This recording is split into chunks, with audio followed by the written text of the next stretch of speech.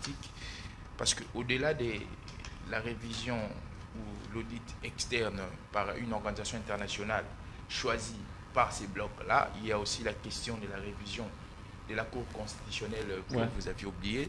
L'une des revendications. Voilà, l'une des revendications. Déjà, lorsque vous prenez la caricature de cette question, vous allez comprendre que ce sont des faux fouillants.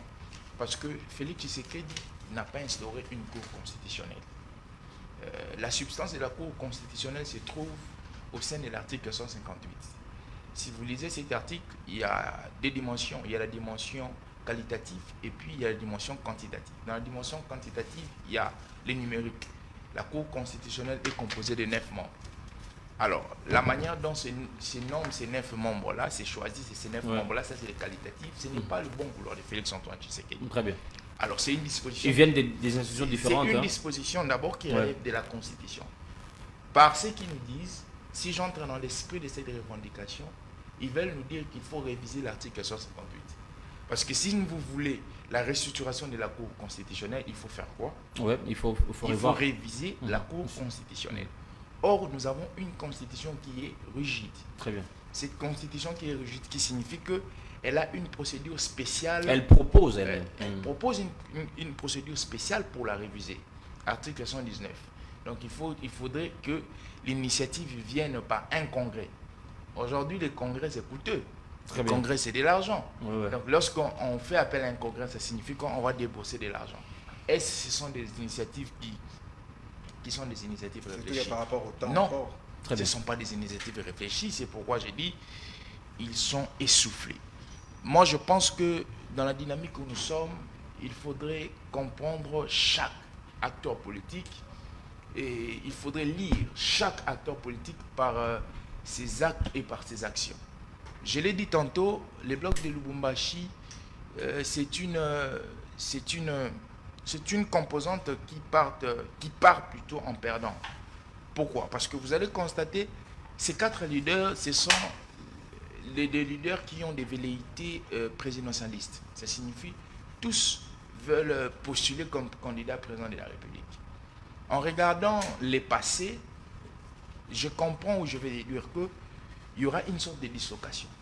Et lorsqu'il y a dislocation, ça signifie que nous partons, ce qu'ils disent les populistes, c'est chacun pour soi. Et pour toutes, ils peuvent se faire des concessions.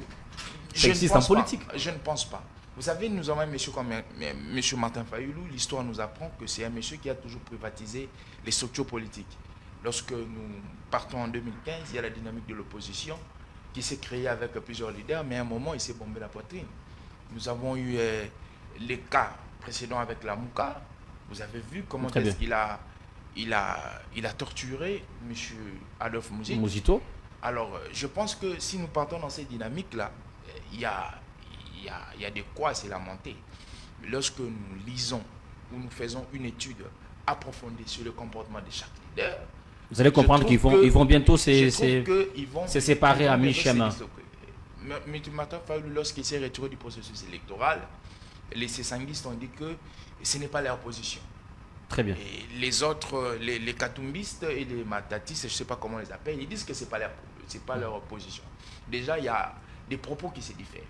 Alors, lorsque nous allons encore dans des calculs politologiques au regard de l'ancrage, parce que j'ai toujours dit une chose, il faudrait savoir et insister sur cet aspect de choses.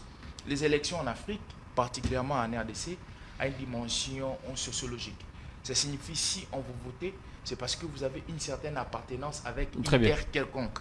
Alors, une telle zone géographique. Voilà. Alors, lorsque vous regardez les alliances des personnes de Lubumbashi, vous allez comprendre qu'il y a les langues géopolitiques ne sont pas respectées. Nous en avons 4 zones linguistiques ici au Congo. Très bien. Lingala, Swahili, Kikongo, Chiluba.